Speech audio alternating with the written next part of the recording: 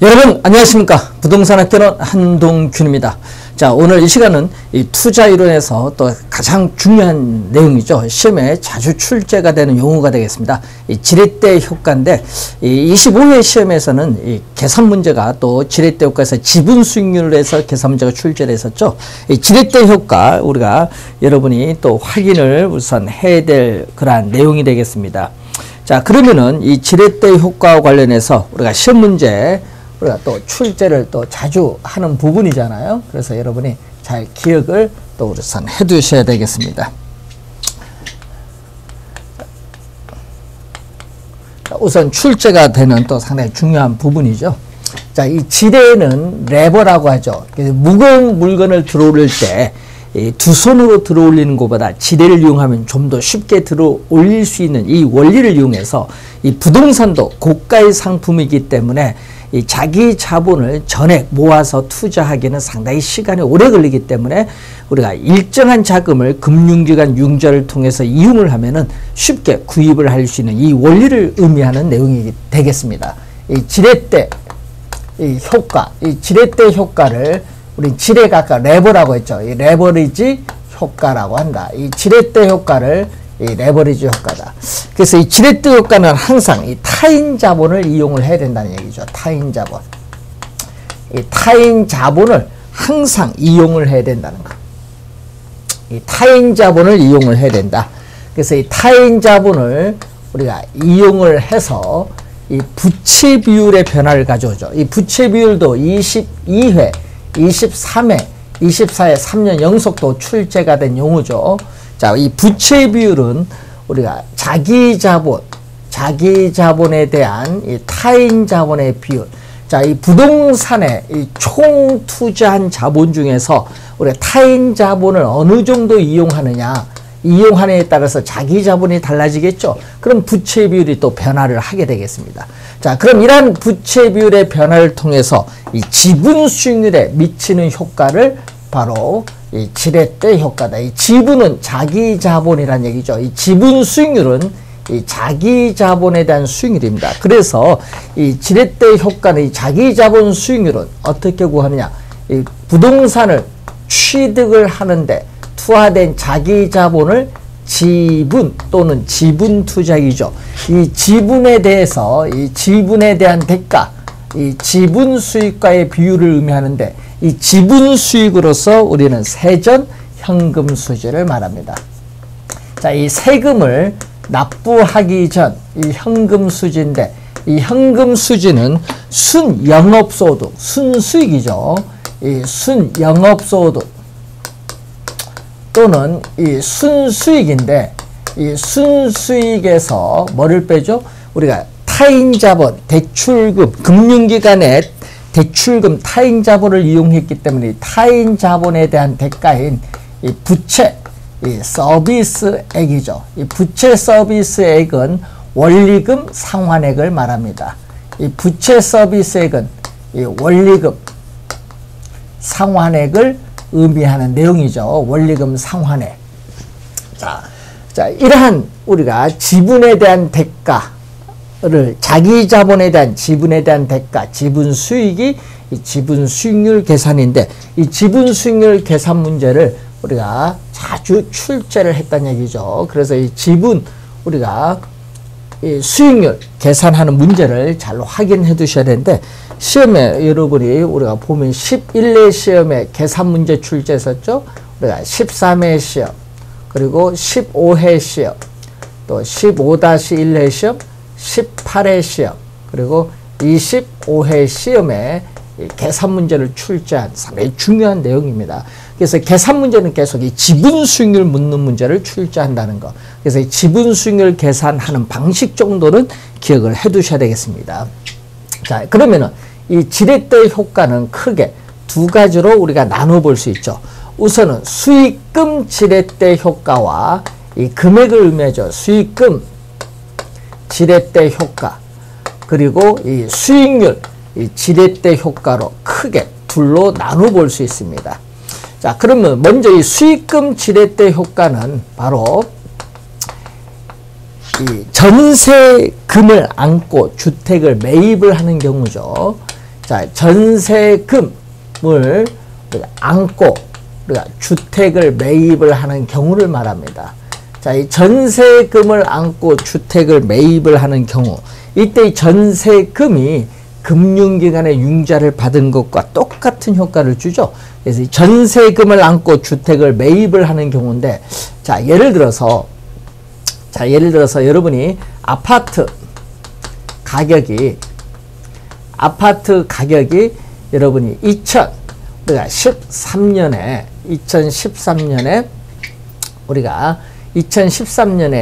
우리가 2억이었다.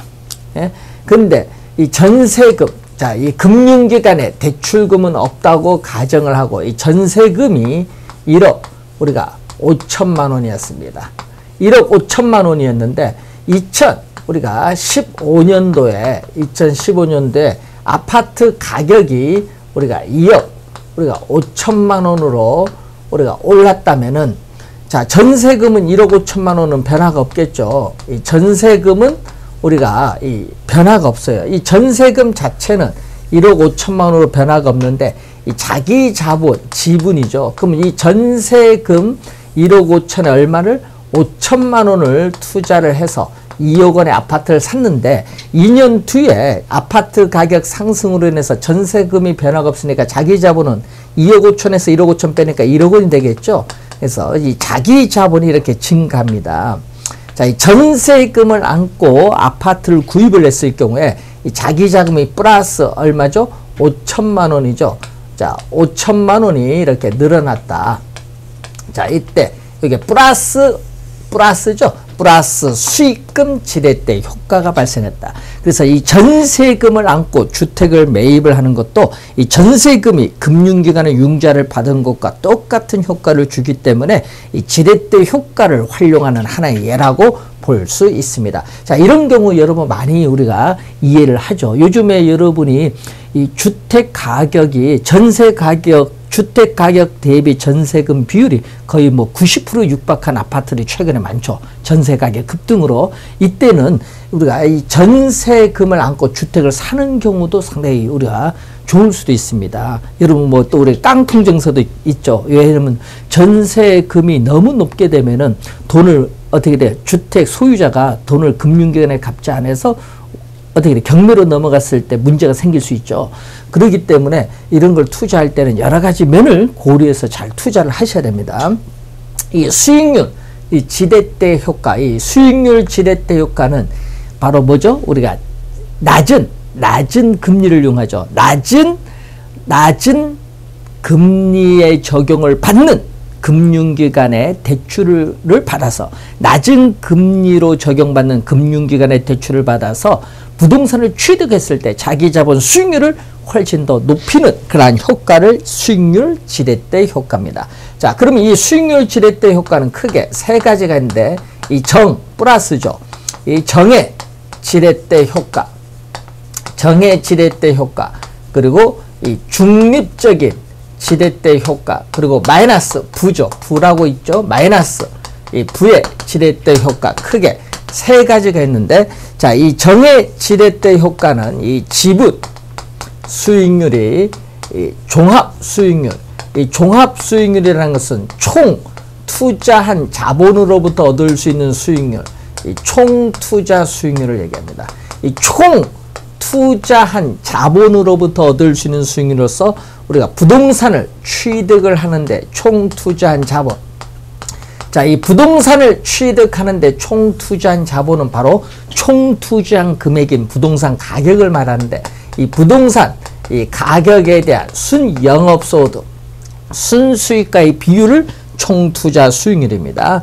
이 저당 수익률은 금융기관에 있어서의 이 저당 수익률은 바로 대출 이자율을 말하죠. 자, 이렇게 될 경우 우리는 정의 지렛대 효과, 이 리꼬르가 되면은 중립적 지렛대 효과, 부동의 방향이 이렇게 바뀌면은 마이너스 지렛대 효과인데, 이 투자의 장점은 뭐를 누려야 돼? 투자의 장점은 이러한 정의 지렛대 효과를 누릴 수 있어야 이 투자에 있어서의 장점이 되겠죠.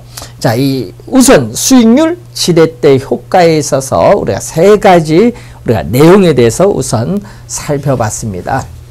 이 수익금 지렛대 효과, 수익률 지렛대 효과인데 문제는 타인 자본을 이용해야 지렛대 효과를 발생합니다. 그런데 타인 자본을 이용하지 않고 이 전액 부동산을 취득을 하는데 전액 자기 자본으로 투자할 수 있거든요.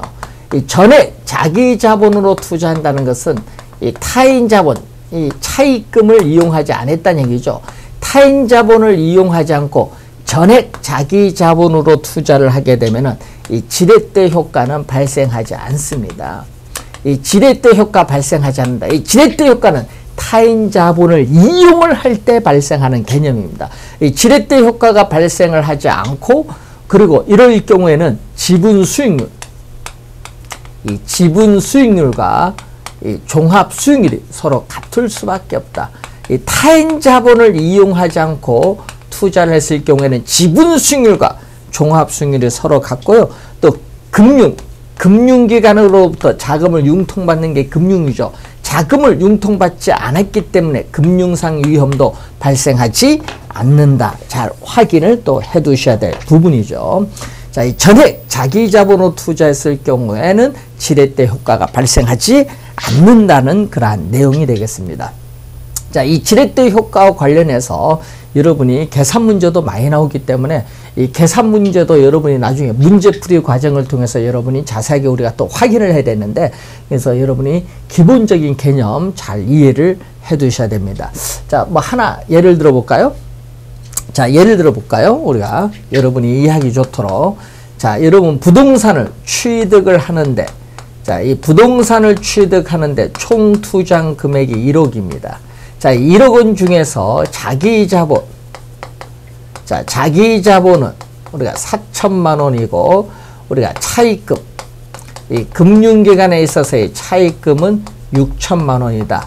자, 이 차입금에 대해서는 우리가 원금 만기 일시 상환이다. 이 원금 만기 일시 상환이라는 것은 이 대출금은 만기에 전액 갚고 매 기간 이자만 갚는 거죠. 자, 우리가 이자율 우리가 8%다. 8% 할까요? 8%다. 자, 8%가 주어졌어요. 자, 이렇게 주어졌을 때 1년간 영업소득 순수익이겠죠. 순수익이 800만 원이 주어졌습니다. 자, 순수익이 800만 원, 1000만 원 할까요? 순수익이 1000만 원이 이렇게 주어졌다. 자, 이렇게 예를 한번 계산하기 좋도록 한번 예를 들어 볼게요. 자, 그리고 1년간의 부동산 가격 상승률. 자, 1년간 부동산 가격 상승은 없다. 예, 상승률 0% 없다. 이렇게 봤을 때, 그러면은, 자, 이런 경우에 있어서 우리가 우리가 이 지분 수익률은 얼마냐. 자, 이런 예에서 지분 수익률을 구해볼까요? 자, 그럼 지분 수익률은, 자, 지분 수익률은 자기 자본, 지분이 얼마 나오죠? 자기 자본 4천만 원이죠? 자, 4천만 원이 우리가 자기 자본이 되겠습니다. 4천만 원이 자기 자본. 자, 여기서 1년간 세전현금 수지인데 순영업소득 1년간 순영업소득 얼마? 우리가 800만 원. 자, 1년간에 있어서의 이 지분 수익률을 구하는 겁니다. 1년간에 있어서 자기 자본 수익률은 얼마냐? 자, 순영업소득 800만 원에 1000만 원 했죠. 순영업소득 1000만 원. 자, 이 순영업소득을 1000만 원 예를 들었으니까 1000만 원에서 뭐를 빼죠? 원리금 상환액을 빼야 되는데 원금 만기 일시 상환 조건이라는 것은 만기에 원금을 전액 갚고 매기간 이자만 갚죠. 그래서 여러분 대출금 얼마죠? 6천만 원이에요. 이 대출금 우리가 6천만 원에 이자가 몇 프로? 8%죠. 8%. 8%는 바로 0.08을 의미합니다. 자, 8%. 0.08. 그럼 이건 얼마죠? 우리가 80만 원을 의미하겠죠. 자, 그리고 부동산 가격 상승률은 0%니까 자본 이득은 없다. 자, 이 얘기죠. 그래서 요 값은 이자를 의미하는데, 여러분 원금은 만기 전에 갚으니까 이자만 빼주면 되겠습니다. 자, 그러면 얼마가 나오죠? 이 4천만 원에 4천만 원에 1,000만 원에서 480만 원 빼니까 얼마죠? 520만 원이 되겠죠. 1,000만 원에 480 빼니까 520만 원 곱하기 우리가 100을 해주면은 우리가 퍼센티지 나오겠죠. 그럼 공 2개 없어지니까 얼마가 나와요? 공 2개 없어지니까 40이 되겠죠. 40. 그럼 여기는 얼마? 만 원짜리 없어지고 얼마? 500? 우리가 20이 되겠습니다. 자, 그럼 공 하나 없어지면은 우리가 4분의 52가 되겠네요. 그러면 4, 1은 4, 4, 3, 12. 그래서 13%가 되겠습니다. 자, 이렇게 13%를 우선 구할 수 있다. 그래서 지분 수익률 구하는 그러한 내용이 되겠는데, 자, 여러분이 항상 이 지분 수익률을 우리 어떻게 구하느냐 잘 확인을 해 두셔야 될 부분이 되겠습니다. 자, 이런 내용 우선 우리가 한번 확인을 해보는 그런 내용인데 잘 우리가 이해를 해 두시기 바랍니다. 자, 이렇게 해서 여러분이 이 지분 수익률 우리 예에 관련된 문제인데 이런 유형의 문제가 작년에 또 출제를 했었죠. 자, 134페이지 보시면은 이 화폐 시간 가치 개념이 나오는데, 자, 이 화폐는 우리가 동일한 금액, 자, 예를 들어서 뭐 1억 원이다. 화폐는 동일한 금액이라 할지라도 우리가 발생 시기에 따라 그 가치는 우리가 동일한 것이 아니라 달라진다는 거죠. 예? 자, 여러분, 화폐가 동일한 금액 1억 원이라 할지라도 현재 1억 원과 우리가 10년 후에 1억 원, 그 가치는 달라진다는 거죠. 자, 그러면은 우리가 기업에 있어서 투자, 우리가 시점은 현재 시점에서 투자하지만 그 투자로부터 발생하는 이 수익은 미래에 발생합니다. 그러면 현재의 가치와 미래 가치가 다르기 때문에 이것을 일치시켜 줄 필요가 있는데 이것을 우리는 화폐 시간적 가치라고 하는 건데, 자, 그럼 이러한 화폐 시간적 가치를 알아야 우리가 기본적 개념을 이해를 해둘 수 있습니다. 자, 그러면 현재 가치와 미래 가치에 있어서의 개념을 우선은 확인을 해볼까요? 자, 우선 현재 가치, 현재 가치를 present value, PV라고 하는데, 현재 1억 원이 우리가 5년 후에 미래 가치는 future value, FV인데, 자, 현재 가치 1억 원이 5년 후에 얼마가 되겠는가? 뭐 1억 원보다 많겠죠. 왜냐? 우리는 이자율을 적용을 해서 할증을 하겠죠. 자, 그러면 10년 후에 1억 원이 현재 얼마냐? 그러면 뭐죠? 할인율을 적용해서 할인을 하기 때문에 1억 원보다 작겠죠. 10년 후에 1억 원은 현재 1억 원보다 작다는 얘기죠. 자, 그래서 여러분이 이 미래의 가치가 현재의 가치로 할인할 때는 할인율을 적용하고 현재의 가치가 미래의 가치로 갈 때는 이자율을 적용을 한다라는 것을 우선 기본적 개념을 가지고 이해를 해 두시기 바랍니다. 자, 그리고 이 원금에도 이자를 주지만은 또 이자에도 이자를 지급하는 게 복리 계산입니다. 그래서 우리는 이 계산할 때 다 복리 계산을 한다는 것을 전제로 하고 문제를 풀도록 하겠습니다. 자, 그러면은, 자, 우선 예를 하나 들어볼까요? 이 현재에 있어서의 가치. 자, 현재의 가치 프레젠트가 100만 원입니다. 자, 현재의 가치 프레젠트 밸류가 100만 원인데 연 이자율. 자, 연간 이자율이 10%다. 연간 이자율이 10%인데 현재의 가치가 100만 원이다. 그럼 현재 100만 원이 1년 후에는 얼마의 가치가 되겠느냐? 자, 현재의 100만 원이 1년 후에는 얼마의 가치가 되겠느냐? 이걸 보는 거겠죠? 자, 그러면 1년 후에는 원금이 얼마죠? 100만 원이 되겠고, 이 100만 원의 이자가 연 이자를 몇 프로? 10%네요. 10%니까 0.1을 곱해주면 되겠죠. 원금 이자가 됩니다. 자, 이때 100만 원이라는 공통되는 문자, 이 100만 원 공통되는 문자를 우리가 묶어내면은 1 플러스 0.1 이렇게 쓸 수 있죠. 그럼 이 괄호를 푸는 것을 전개한다는 얘기인데 이렇게 전개하면 위에는 수식이 나옵니다. 자, 그럼 100만 원에 10만 원을 더해주니까 110만 원이죠. 자, 현재 가치의 100만 원이 1년 후에는 110만 원의 가치가 된다는 그러한 내용이 되겠고, 그럼 이 110만 원이 다시 1년 후에는 또 얼마가 되느냐? 자, 그럼 이 110만 원이, 자, 이 110만 원이 다시 1년 후에는 얼마의 가치가 되냐? 그럼 다시 110만 원이 원금이고 또 110만 원의 몇 프로? 10%. 이 이자율을 곱해주면 여기 이자가 되겠죠. 자, 원금 이자인데 그럼 또 110만 원이랑 공통되는 숫자를 묶어내면 110만 원 곱하기 1 플러스 0.1이 되겠죠.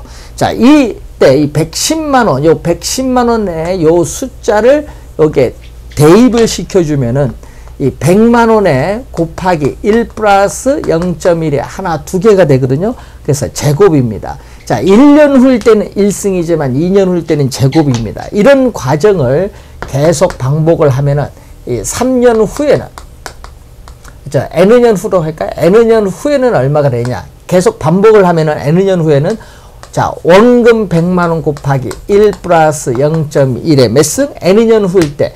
2년 후일 때는 제곱이니까 N여 년 후일 때는 N의 제곱이 되겠죠. 자, 이런 수식의 원리로 우리가 나타나고 있습니다. 자, 그러면은 FV는 present value, FV는 미래가치인데 몇 년? 연이자율 R프로 N여 년 후죠. 자, 연이자율 R 퍼센티지 N여 년 후의 미래가치는 이때 100만 원은 현재 가치입니다. 100만 원 현재 가치 곱하기 1 플러스 0.1은 10% R의 몇 승? N승이 되겠죠. 이렇게 쓸 수 있는데 이때 요 1 플러스 R의 이 N승, 요 수식, 빨간 이 네모가 중요한 거죠. 자, 현재, 자, 여러분, 현재 가치 100만 원이 N여 년 후의 미래에 얼마의 가치가 되겠느냐. 그럼 현재의 가치 100만 원이 N여 년 후의 미래에 얼마의 가치가 되겠는가, 이걸 구해 주려면은 이 빨간 수식을 곱해주면 돼. 그래서 이 빨간 수식을 우리는 전문용어로 일시불의 미래가치계수라고 합니다. 자, 이 빨간 수식을 일시불의 미래가치계수, 자, 일시불의 미래가치계수라고 하는데, 자, 이 미래가치가 바로 뭐가 되죠? 우리가 일시는 내가죠, 내가. 그래서 일시불의 미래가치계수를 일시불의 내가계수라고 합니다. 일시불의 내가계수, 일시불의 미래가치계수, 일시불의 내가계수입니다.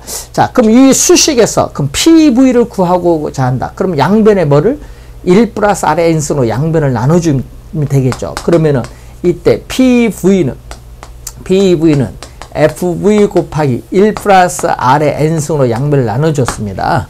자, 이렇게 구할 수 있죠. 그러면 다시 요 또 빨간 수식인데, 이 미래가치, 자, 이 미래가치인데, 미래가치 1억 원이, 자, 여러분, 미래가치 1억 원, 즉 10년 후에 1억 원이 현재 얼마냐?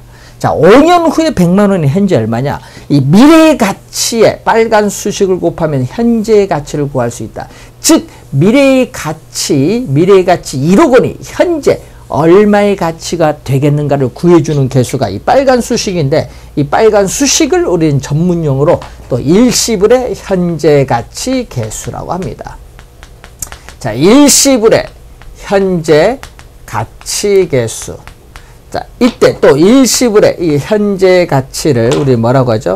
현가. 줄여서 일시불의 현재 가치 계수를 일시불의 현가계수라고 해요. 일시불의 현재 가치 계수를 일시불의 현가계수라고 한다. 자, 이 두 가지를 곱해주면 얼마죠? 곱해주면 어떻게, 여러분 2와 2분의 1을 곱해주면 1이 나오죠. 그럼 이때 2와 2분의 1은 서로 어떤 관계라고 하죠? 역수관계라고 하죠. 그러면은 요 두 수식을 곱해주면 1이죠. 요거 약분되니까. 그래서 1이 나오죠. 곱해서 1이 나오면은 이 두 수식은 서로 어떤 관계에 있다?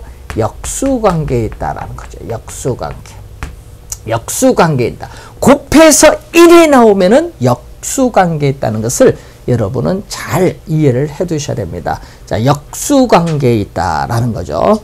자, 그러면은 이 화폐 시간적 가치, 여러분이 이제 배우는 단원인데, 이 화폐의 이 시간적 가치와 관련된 이 금융수학인데, 이 금융수학과 관련해서 여러분이 21회, 최근에 보니까 21회, 22회, 24회 시험에 출제를 했는데, 특히 22회, 24회 시험은 뭐가 출제를 했죠? 계산 문제가 출제를 했죠. 21회는 이런 역수관계 개념에서 정답을 물었는데, 하여튼 여러분 최근에 계산 문제가 출제가 되고 있다는 걸 염두에 두시는데, 공식 6개 중에 지금 2개를 배우셨거든요. 그래서 여러분이 이 화폐 시간적 가치, 여러분이 보니까 올해 26회 시험인데 출제가 또 될 가능성이 상당히 높다라는 것을 또 여러분이 기억을 또 해두셔야 되겠죠. 그래서 여러분이 잘 또 확인을 또 해둬야 될 단원입니다. 화폐 시간적 가치. 올해 시험에는 특히 개념도 중요하지만 계산 문제에 좀 주의를 해두셔야 될 부분이 되겠습니다. 자, 그러면 이 배운 6가지의 개념 중에서 2가지를 배웠는데, 그럼 예를 들어서 한번 이 내용을 이해를 하도록 한번 해보겠습니다. 자, 한번 볼까요? 현재 토지 가격. 현재 토지 가격이 1억 원입니다. 자, 매년에 지가의 상승률은 10%다. 현재 토지 가격은 1억 원인데 매년 지가 상승률은 10%다. 자, 그때 3년 후에 지가는 우리가 얼마냐? 1억 3,310만 원이다. 자, 이렇게 주어졌어요. 자, 다른 조건은 변화가 없고 단지 다른 조건은 아무런 변화가 없다고 가정하고 이렇게 주어졌을 때 뭐를 구한다? 일시불의 현가계수 얼마냐? 이렇게 이제 본 시험에는 이렇게 출제를 하죠. 일시불의 현가계수가 얼마가 나오느냐? 자, 이렇게 출제할 수 있어요. 자, 그러면 이 수식을 가지고 우리가 생각을 해보면 되겠죠. 이 3년 후에 지가가 얼마 나왔죠? 1억 3,310만 원이 나왔죠. 자, 1억 3,310만 원인데 지금 3년 후에 요거죠. 3년 후에 지가는 현재의 가치, 지가 얼마? 현재의 가치, 현재 토지 가격 1억 원 곱하기 얼마죠? 1 플러스, 자, 매년 지가 상승률은 10%니까 얼마죠? 0.1이 되겠죠. 0.1에 몇 년 후? 3년 후니까 3승. 그럼 1 플러스 0.1의 3승. 이게 바로 일시불의 뭐죠?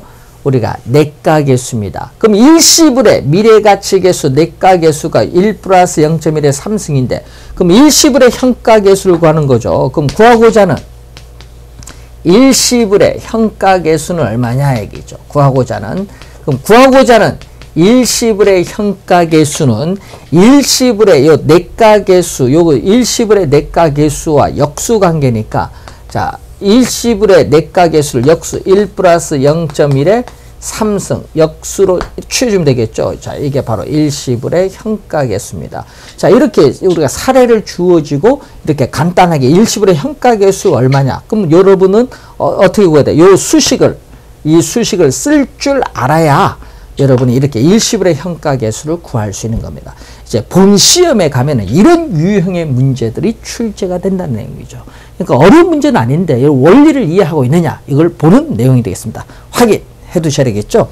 자, 이렇게 해서 일시불의 미래가치와 일시불의 현재가치에 관련된 기본적 개념을 배웠고요. 그럼 또 4가지가 있습니다. 연금의 현가계수, 감채기금계수, 또 연금의 우리가 내가계수, 저당상수 해서 이제 4가지가 남아있는데 이 관련된 4가지 개념은 우리가 다음 시간에 좀 더 자세하게 살펴보도록 하겠습니다. 수고 많으셨습니다.